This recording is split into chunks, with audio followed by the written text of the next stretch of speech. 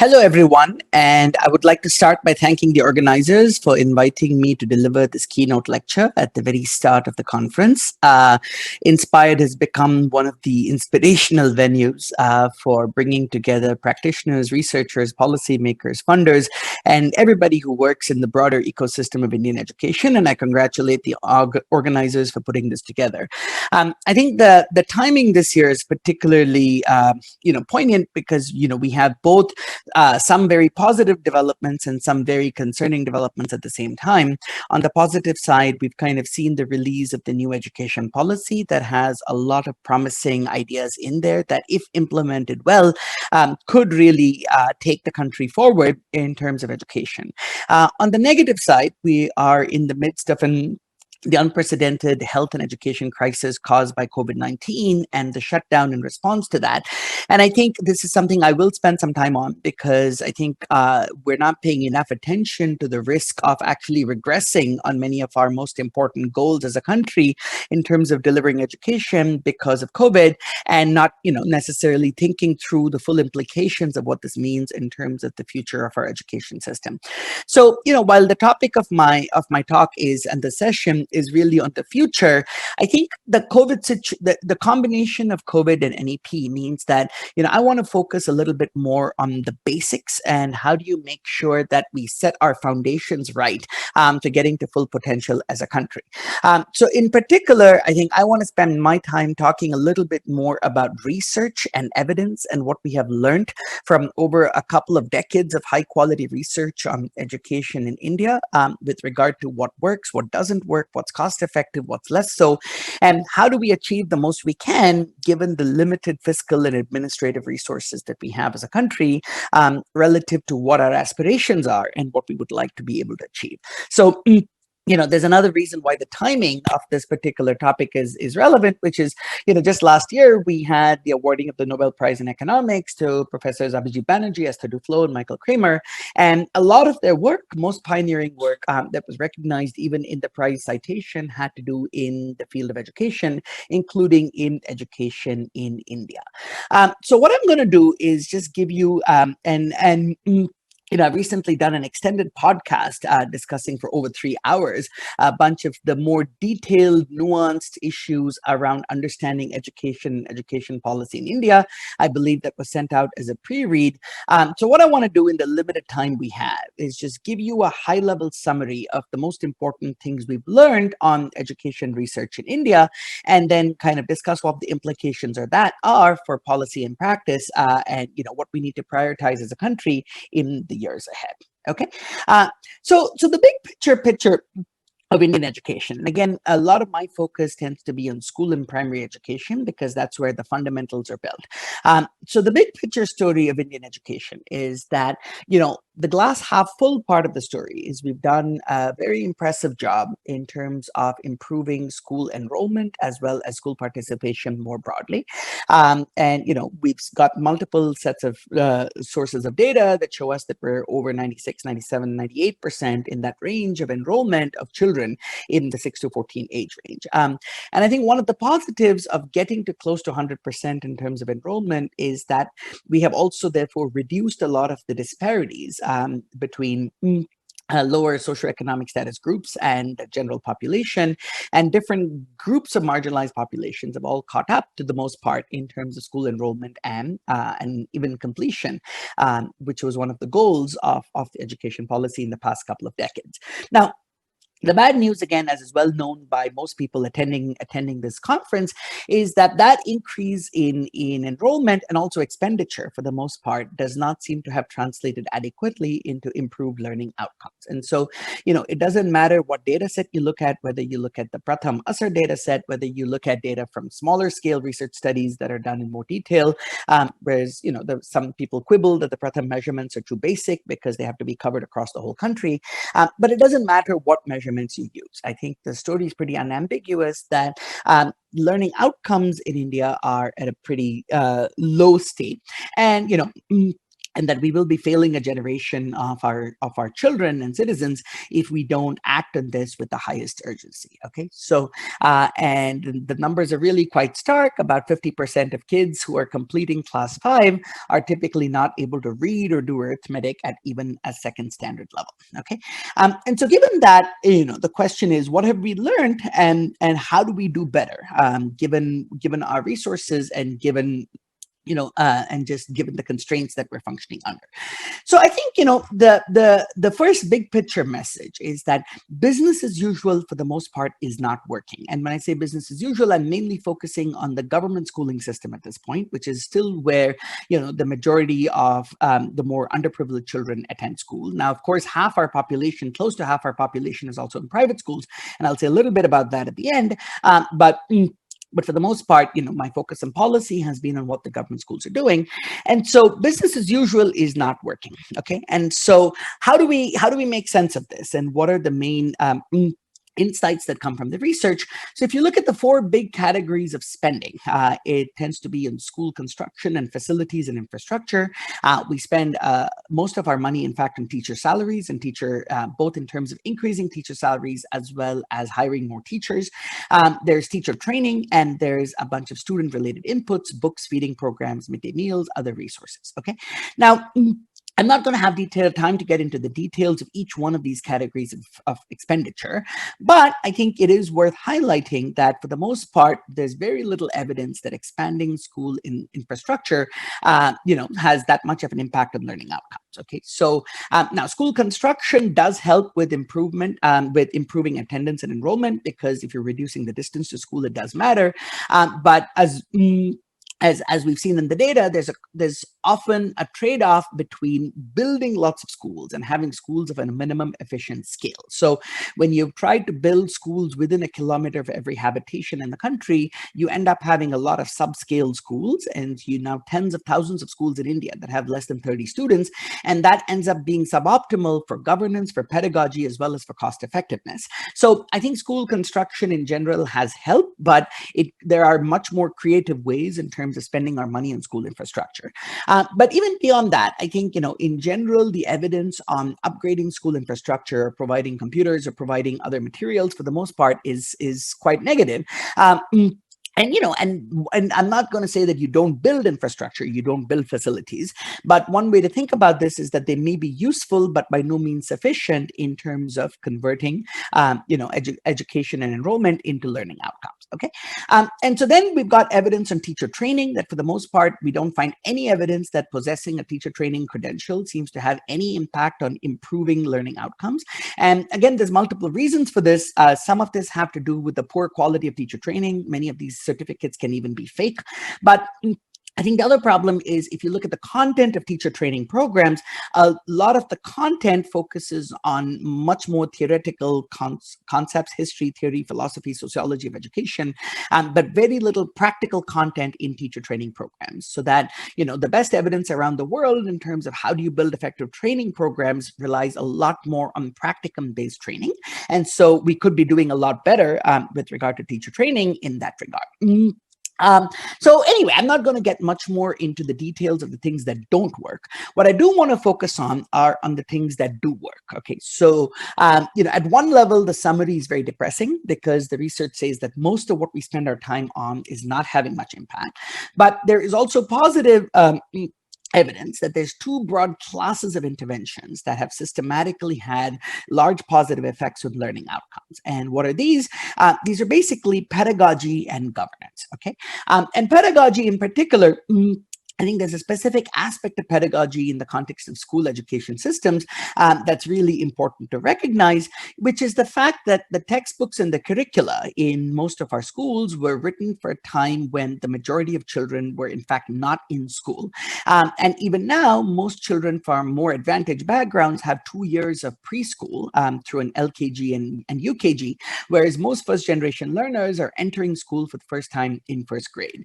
And so what ends up happening is that children fall behind very fast. They fall behind the curricular standards. And once you've fallen behind to the point that you are not able to keep pace with the curriculum, at that point, spending additional time in school gives you very little return in terms of learning impact and learning outcomes. So I'm going to share a couple of pictures, which I think, reflect, in my view, some of the most important. Give me 1 second. Okay. Right. So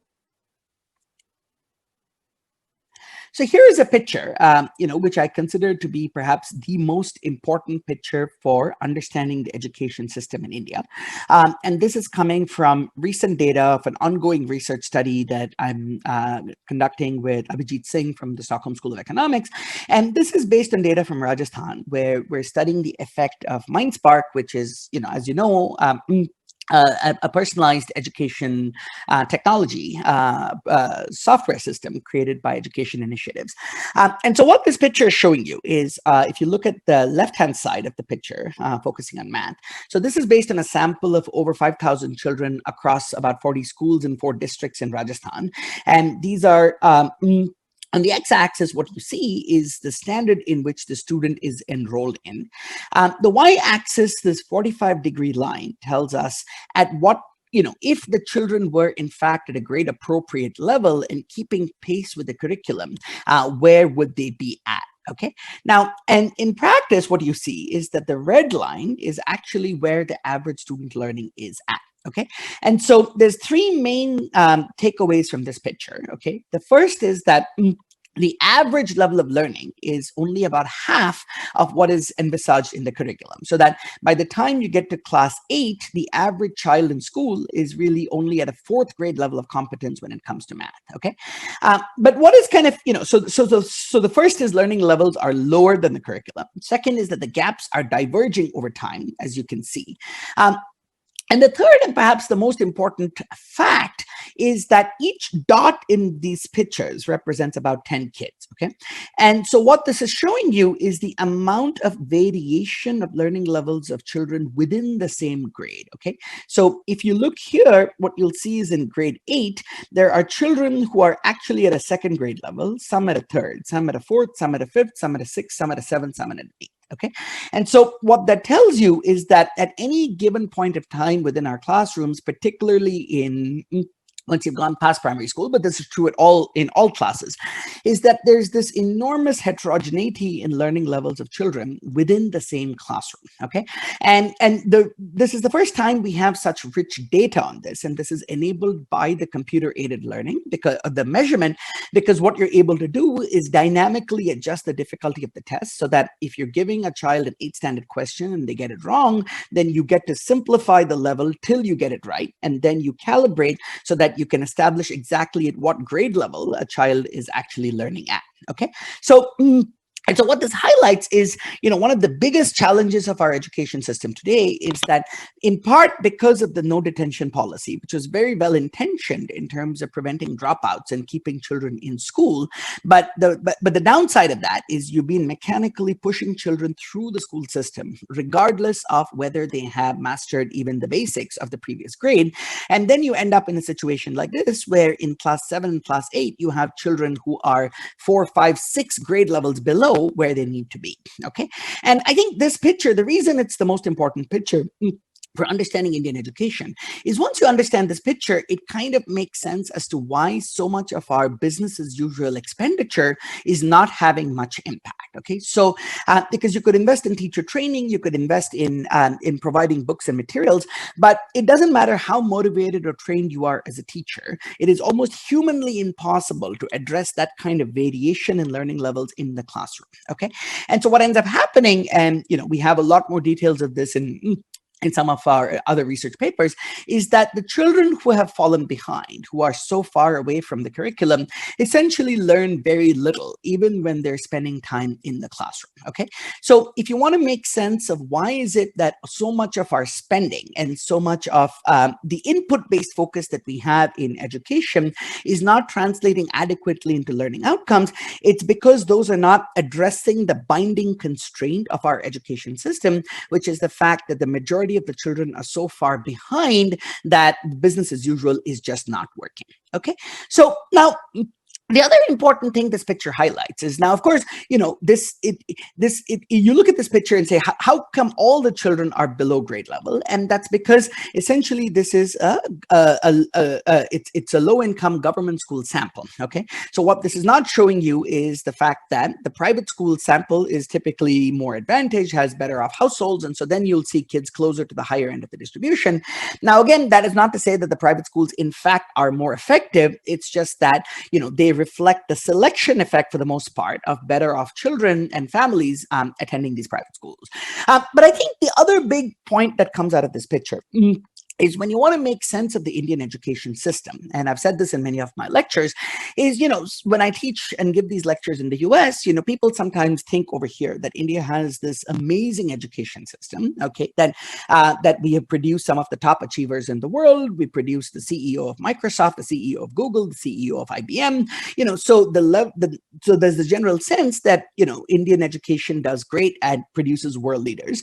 And at one level, that's true, okay, but if you look at the data, what you see is that the Indian education system is also one of the most unequal education systems in the world, that at one level you generate world leaders, at another level you have 50% of a population who's not functionally literate and numerate or functioning at a grade level competence. Okay, so the way to make sense then of the Indian education system is to recognize that, you know, historically education systems have served two very different purposes, three in fact, but but one of them is to provide human capital and human development and teach people.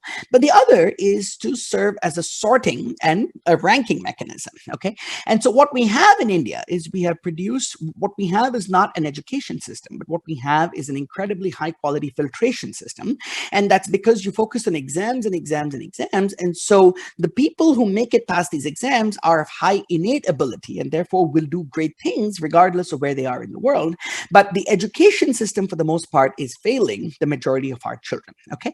And so the way to then make sense of all of this is that the Indian education system is fundamentally a sorting and filtration system and much less of an education system. Okay.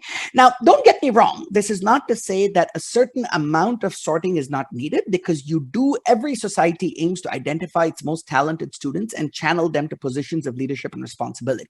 The problem with our filtration-based system is that if you are not making it into these high-stakes exams, the system basically abandons you, okay? And so the entire obsession with kind of passing these exams and getting the marks then explains a bunch of our other pathologies, which is a system focused on rote learning, where children are just trying to pass these exams regardless of whether they understand any of the underlying concepts or not. Okay, and so the existential challenge for our education system is what we have right now is essentially the selection paradigm, right? Which says if you're in the top at these standards, then, you know, we care about you and we focus a lot of our attention. And this is also reflected in the way the media covers education. Okay, so if there's some change in admissions cutoff to like a college in Delhi or Bombay, that will make it to frontline news. But, you know, it's basically only once a year when Pratham releases the Asar report that you kind of get a focus on the bottom half of the distribution, and that reflects the extreme stratification we have as a society and the fact that we've historically focused much more on the top. Okay, so the fundamental challenge for us is then how do you move from a selection paradigm to a human capital, human development paradigm at all parts of the distribution, where we say, I don't care how low your learning level is today, you may not be able to make this very high standard overnight, but are you getting better than where you were yesterday? Okay, so on a day-to-day basis, are we making sure that every child is improving relative to where they were? And if we do that, right, I mean, then we would be serving our children much better. Okay, so in that sense, the most important point about all of this is that, and that's what the NEP gets right. The NEP gets right the fact that when we talk about building an education system for the future, that none of the other discussions in there are going to matter unless you manage to get this foundational literacy numeracy delivered. Okay, that if we can get every child in the country to be foundationally literate, functionally literate and numerate in the next 5 years, we would have done more than we managed to achieve in 73 years of independence. Okay, and there's a very clear meaning of what what foundational literacy here is. It is, are you at a point where you can read to learn? Okay, so in the couple of early grades, you're being taught how to read and you learn to read, and you're functionally literate when you can read to be able to learn and absorb new content. Okay. And so that's kind of, the first big thing that matters, which is, pedagogy, teaching at the right level. And again, this is work that was cited in last year's Nobel Prize in economics. Okay. Now, the other, and so one interesting piece where we can see this kind of dichotomy between inputs and outcomes, and how an input-based focus, which is what we tend to have in policy, and for the most of our discussions still focus on inputs as opposed to actual learning outcomes, is if you look at where we are in education technology. Okay, so at one level, you have an enormous amount of evangelizing of technology as a way in which we're going to solve a lot of our education problems. But again, if you go look at the data and the evidence, you'll see that there is wide variation in the effectiveness of education technology interventions, ranging from programs that have been highly successful to have absolutely zero impact to some that have had even negative impact. Okay. And so if you get into the details, what you'll see is that interventions that focus on providing hardware, for the most part, have no impact, including a very high profile program like One Laptop Per Child, which, when a careful randomized control trial was done in Peru, found that it had no impact on learning.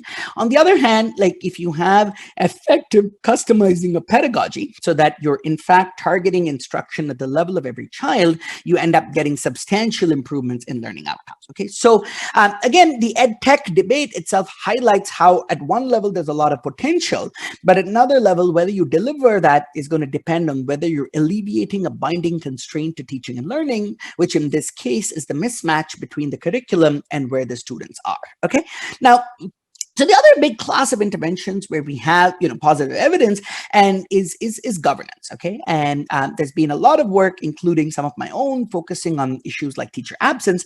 But I think teacher absence is really only one metric, and it's only a symptom. I think the underlying causes of the weakness in the public education system, of weakness of governance, include just massive vacancies at the block and sometimes even at the district levels in terms of managerial positions. Short tenures, high rates of transfers, and even when these positions exist, for the most part, the monitoring and supervision is obsessed on paperwork as opposed to outcomes and effectiveness. Okay, so improving outcomes is going to require a deep attention to issues of governance and pedagogy. And there's a recent study which we'll be putting out a working paper in the next couple of weeks of a very high-profile attempt to improve school governance. So this was started in Madhya Pradesh as the Shala Gunvatta program. It kind of evolved into this nationwide Shala Siddhi program. And, again, on paper, this looks like a beautiful school governance program that reflects many best principles of school management. In practice, you go see the results and you'll see that it basically generates a ton of paperwork in terms of creating these fancy school improvement plans, but with zero changes in either teaching practice or learning outcomes. Okay, so again, it's a really, really hard problem.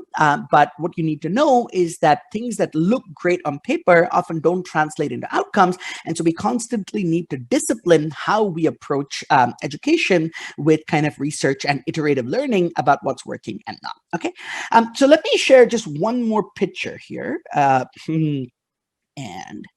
kind of provide a big picture sense of the ways to proceed. Okay, so here's a picture on just plotting countries where on the x-axis you have GDP per capita, on the y-axis you have measures of PISA test scores. Okay, now unsurprisingly, what you'll see is that there's a strong positive correlation between countries' GDP per capita and their learning outcomes. Okay, and this reflects a combination of things, including richer countries have more resources and are also more likely to have more educated parents. So there's many reasons for why richer countries do better. Okay, but if you look at this picture and think about what are the implications for a country like India in terms of improving human capital and learning outcomes for the whole country, is one point is obviously economic growth matters, right? So having higher rates of economic growth will translate into higher budgets and more ability to spend, both from a government and the households, and clearly some of that over time will have a positive impact.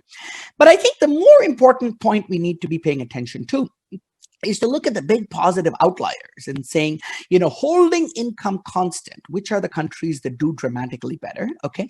And here for India in particular, the real country to role model is a country like Vietnam, okay, which is this big positive outlier over here.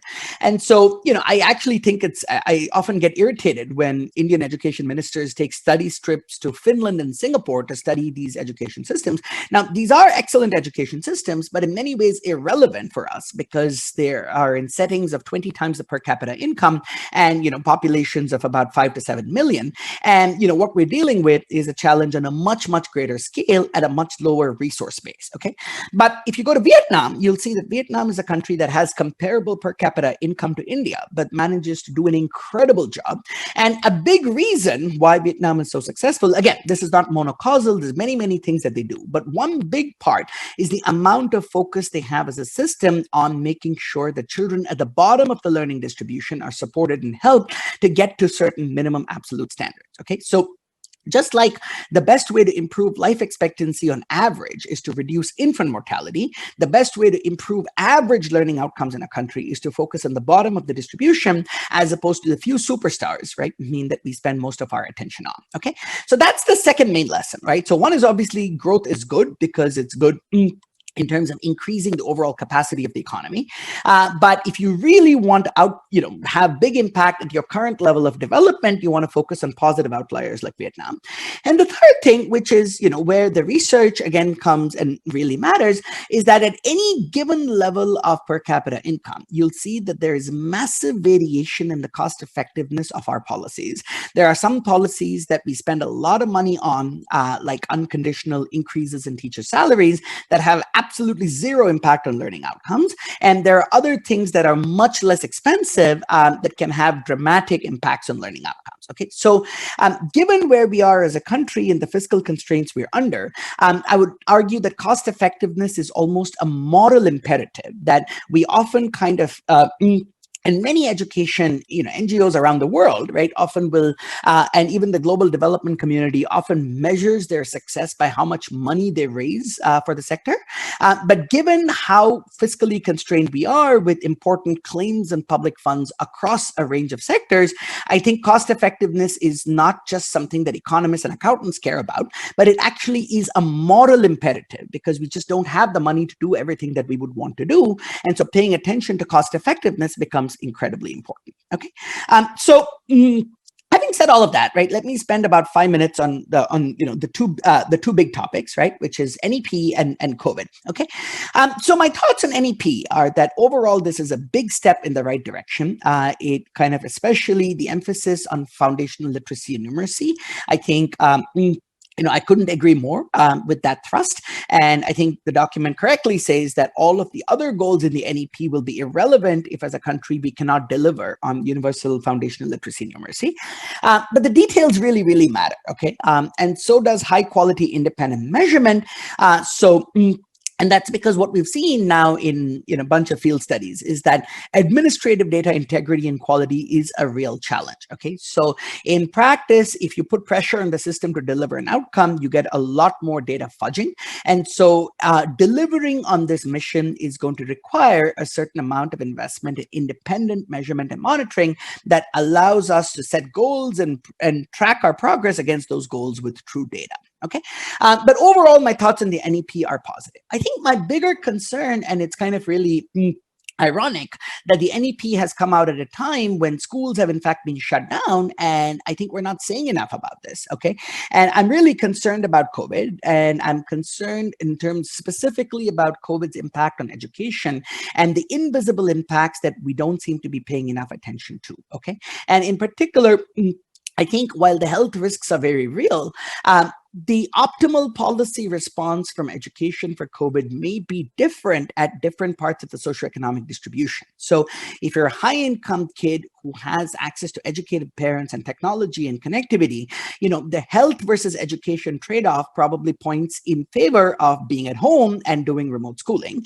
And I think that's kind of where we're spending most of our time on as a country, partly reflecting the fact that all the elites, like who make policies, are in a setting where their own kids can in fact have access to remote instruction.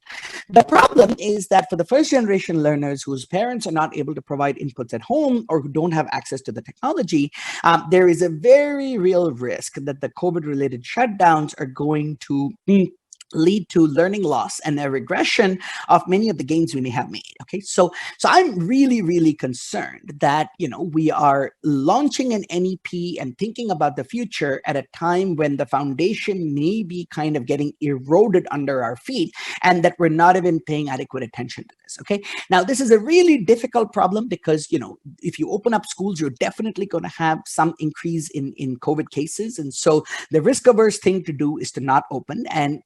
And I'm not even saying we should open them, but I do think that we need some very serious conversations about approaches to say maybe in rural areas with low case loads that you could have socially distant schooling in open settings, and particularly have this for children from weaker SES. I think that's a national conversation we need to be having, and that if we don't, there's a very real risk of long-term costs. So, for example, economist Jishnu Das and co-authors have this really powerful recent paper looking at data from Pakistan from the 2005 earthquake, and basically, schools were shut down, houses were destroyed, massive devastation. But what was interesting about that setting is this was a program where a tragedy where the crisis was so obvious that the foreign aid and the recovery aid, in fact, came relatively quickly, and things got rebuilt pretty fast. Okay, so houses got rebuilt and the communities got rebuilt. And what they see about 4 years after that initial earthquake is that on economic measures, the households have recovered for the most part because in many ways their new houses are better because they were rebuilt with kind of the aid money. But learning outcomes for children who were kept out of school at that time seemed to be permanently lower, except for those who had educated mothers. And so again, that highlights that if you are at home but have educated parents, that the learning loss is perhaps not as bad.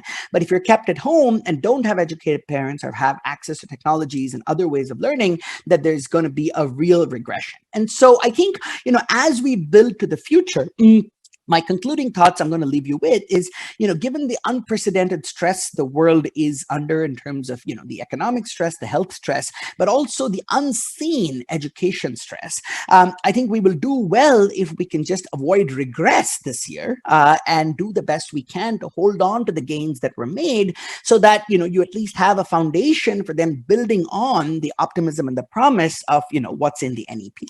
I think, that's kind of message number one. Message number two, even when you're back in school and things are functioning, as a system and as a country, we need a single-minded focus in universal foundational literacy and numeracy and deliver that in the next 5 years. And there's a broader message of kind of focusing on the bottom half of the population being the best way to improve the average, as opposed to focusing on a few superstars. And I think the last thing I want to leave you with is really the importance of research, evidence, and cost effectiveness in how we approach education policies and programming. Since many of you are not researchers, I would kind of encourage you to become informed consumers of research and evidence. So, education is a very difficult subject, partly because you don't have a quick feedback loop between your actions and the results, and which makes the importance of research even more first order than in other settings where the feedback loop from your actions to impact are much faster. And so there's many other critical topics which I haven't even touched on, whether it's teacher training or private schools or many other or parent engagement. I think one positive upshot of COVID could be that this could be the moment when we try to think about strategies of engaging parents in the household that we may be able to continue even after schools have opened. And so there's a lot more. So please do listen to the podcast. It's with Amit Verma. It's episode 185, and on the seen and the unseen. And there's also a bunch of links there to underlying papers and op-eds on research. Thanks again for the invitation, and hope you have a wonderful conference. Thanks a lot.